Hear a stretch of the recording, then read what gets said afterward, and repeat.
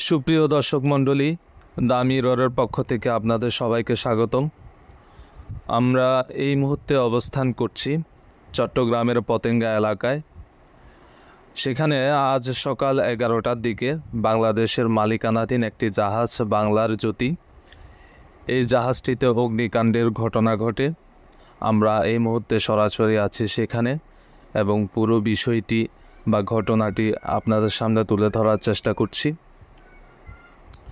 আমরা যেটা জানতে পেরেছি, আজ সকাল 11টার দিকে চট্টগ্রামের পতেঙ্গা এলাকায় ইস্টার্ন রিফাইনারির ডলফিন জেটিতে খালাসরত অবস্থায় বাংলাদেশি মালিকানাধীন জাহাজ বাংলার জ্যোতি, এই জাহাজটিতে অগ্নিকাণ্ডের ঘটনা ঘটে। আপনারা এই মুহূর্তে দেখতে পাচ্ছেন পুরো চিত্র দ্য মিররের পর্দায়। আমরা আপনাদেরকে এখানে সংযুক্ত করেছি। ইস্টার্ন রিফাইনারি লিমিটেড কর্তৃপক্ষ যেটি জানিয়েছে, জাহাজের সবাই নিরাপদে নেমে গেছেন।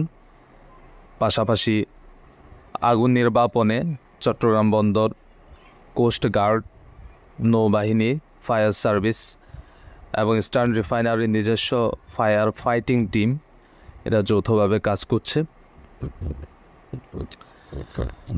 আগুন লাগার কারণ এখনও পর্যন্ত সুস্পষ্টভাবে জানা যায়নি, সেটা পরবর্তীতে ফায়ার সার্ভিস কর্তৃপক্ষ জানাবেন। আপনারা এই মুহূর্তে দেখতে পাচ্ছেন পুরো চিত্র।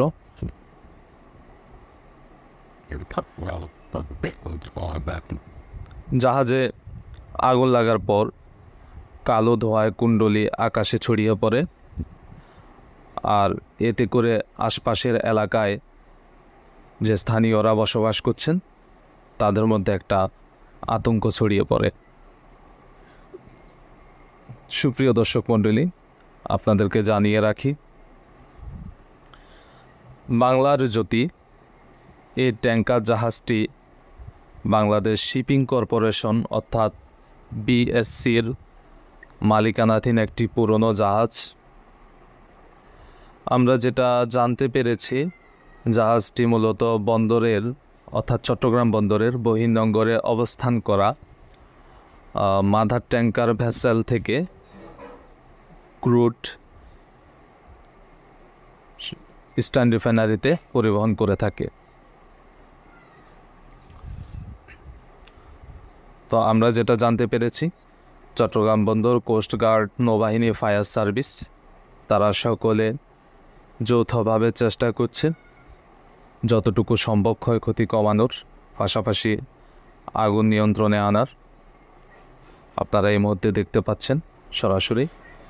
দর্শক মণ্ডলী, আমরা এই মুহূর্তে জানতে পেরেছি জাহাজে লাগা আগুন নিয়ন্ত্রণে আনতে ফায়ার সার্ভিসের মোট 8টি ইউনিট কাজ করছে। এর মধ্যে চট্টগ্রাম বন্দর কর্তৃপক্ষের টাগবোট কান্ডারি 2, 3, 4, 8, 10 ও বিএন শিবশা এরা আগুন নিয়ন্ত্রণে কাজ করছে। আগুনে জাহাজটির সামনের সবগুলো দড়ি পুড়ে গেছে এবং জাহাজটি ক্ষয়ক্ষতি এড়াতে জাহাজটি জেটি থেকে আলাদা করা হয়েছে।